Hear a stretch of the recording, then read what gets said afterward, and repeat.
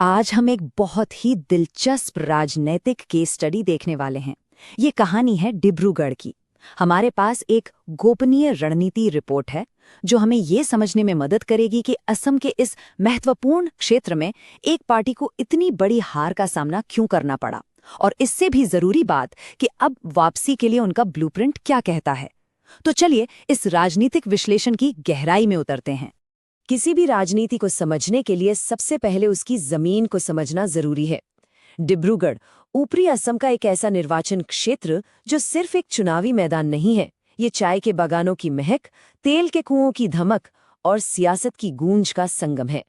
यहाँ की मिट्टी में, यहाँ के लोगों की जिंदगी में राजनीति हमेशा से एक बड़ा हिस्सा रही है, और हमारी आज की पड़ताल का केंद्र यही इलाका है। तो हमारा सफर कैसा रहेगा? हम 4 हिस्सों में इस कहानी को समझेंगे। पहले हम 2021 के चुनावी नतीजों का विश्लेषण करेंगे। फिर पिछले 7 चुनावों की कहानी देखकर एक बड़ा नजरिया लेंगे। उसके बाद हम आंकड़ों से हटकर चाय बागानों में लोगों की आवाज सुनेंगे। और आखिर में वापसी के लिए तैयार किए गए 90 दिन के एक्शन प्लान को बारीकी से देखेंगे। तो पहला पड़ाव, फैसला। चलिए सीधे 2021 विधानसभा चुनाव के उन आंकड़ों की तरफ चलते हैं जो किसी भी लाग लपेट के बिना अपनी कहानी खुद बयान करते हैं। सबसे पहले ये नंबर देखिए, 75.68%। ये 2021 का वोटर टर्नआउट था। इसका सीधा सा मतलब है कि डिब्रूगढ़ की जनता ने बहुत बड़ी तादाद में बाहर निकलकर वोट दिया। जब इतने ज्यादा लोग वोट करते हैं तो जो नतीजा आता है वो जनता के मूड का एक बहुत ही साफ आईना होता है।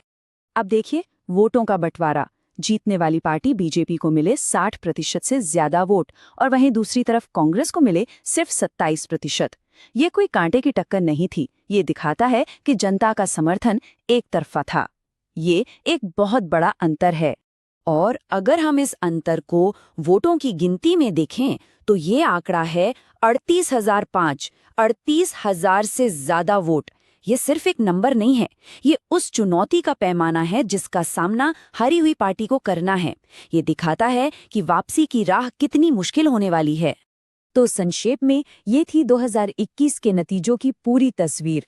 कुल मतदाता लगभग 1.5 लाख, बीजेपी को मिले करीब 69,000 वोट्स, कांग्रेस को लगभग 31,000 और जीत का अंतर 38,000 से भी ज्यादा। इन नंबरों को ध्यान में रखते हुए अब हम कहानी में और गहरे उतरते हैं कि आखिर ये नौबत आई क्यों। अब 2021 के इन नतीजों को एक बड़े चश्मे से देखते हैं। सवाल ये उठता है कि क्या ये हार अचानक से हुई, या फिर ये उस गिरावट का आखिरी पड़ाव थी जो पिछले 2 दशकों से धीरे धीरे चल रही थी। चलिए इतिहास के पन्ने पलटते हैं। ये टाइमलाइन देखिए, ये इस बदलाव को बहुत साफ तरीके से दिखाती है। 1991 से लेकर 2001 तक लगातार 3 चुनाव कांग्रेस जीती। ये उनका गढ़ था। लेकिन 2006 ये एक टर्निंग पॉइंट था। उस साल बीजेपी सिर्फ 175 वोटों के एक बेहद मामूली अंतर से जीती, और उस एक जीत के बाद उन्होंने इस सीट पर अपनी पकड़ कभी ढीली नहीं पड़ने दी। और ये ग्राफ ये उसी कहानी को और भी नाटकीय ढंग से सामने रखता है। जो मुकाबला 2006 में सिर्फ 175 वोटों का था, वो 2021 आते आते 38,000 से ज्यादा वोटों की एक तरफा जीत में तब्दील हो गया। ये दिखाता है कि पिछले 15 सालों में जमीनी हकीकत कितनी तेजी से और कितनी ज्यादा बदली है। लोकतंत्र में हर नागरिक की आवाज का सम्मान होना चाहिए, और ये आंकड़े उसी आवाज की बदलती दिशा को दिखा रहे हैं। एक जिम्मेदार नागरिक के तौर पर इन रुझानों को समझना हमारे लिए बहुत जरूरी है। तो हमने क्या हुआ ये देख लिया। अब सवाल है क्यों हुआ? क्योंकि चुनाव सिर्फ नंबरों का खेल नहीं होते। राजनीति इंसानों से चलती है, उनकी उम्मीदों और उनकी नाराजगी से। चलिए अब उन असली मुद्दों और अधूरे वादों की पड़ताल करते हैं जिन्होंने वोटरों के मन में दूरी पैदा कर दी। इस रिपोर्ट के मुताबिक वोटरों की नाराजगी की जड़ में कुछ बड़े और गंभीर मुद्दे थे। सबसे ऊपर था चाय बागान समुदाय को एसटी का दर्जा देने में हो रही देरी। इसके बाद नंबर आता है ग्रामीण इलाकों में स्वास्थ्य सेवाओं की खस्ता हालत का और बाढ़ पीड़ितों के लिए नाकाफी मदद का। ये वो समस्याएं थीं जो सीधे सीधे लोगों की जिंदगी पर असर डाल रही थीं। इन सब में से सबसे संवेदनशील मुद्दा था एसटी दर्जे का अधूरा वादा। चाय बागान समुदाय के लोगों के बीच इसे एक वादे से विश्वासघात की तरह महसूस किया गया। ये सिर्फ एक सरकारी पॉलिसी की बात नहीं रह गई थी, ये भरोसे के टूटने का एक भावनात्मक मुद्दा बन चुका था। और राजनीति में जब भरोसा टूटता है तो उसे दोबारा जोड़ना बहुत मुश्किल होता है। और जमीन पर इसकी सच्चाई क्या थी? रिपोर्ट बताती है, खोखले स्कूल जहां से बच्चे पढ़ाई छोड़ रहे थे, स्वास्थ्य केंद्र जहां न डॉक्टर थे न दवाइयां, 20,000 से ज्यादा बाढ़ पीड़ितों के लिए नाकाफी मदद, और सरकारी योजनाओं का फायदा सही लोगों तक ना पहुंचना, इन सब ने मिलकर सरकार के वादों और आम आदमी की जिंदगी की हकीकत के बीच एक बहुत गहरी खाई बना दी थी। तो ये थी समस्या की जड़। हार की वजह साफ है, लेकिन ये रिपोर्ट सिर्फ समस्या बताकर नहीं रुकती, बल्कि समाधान का एक पूरा खाका भी पेश करती है।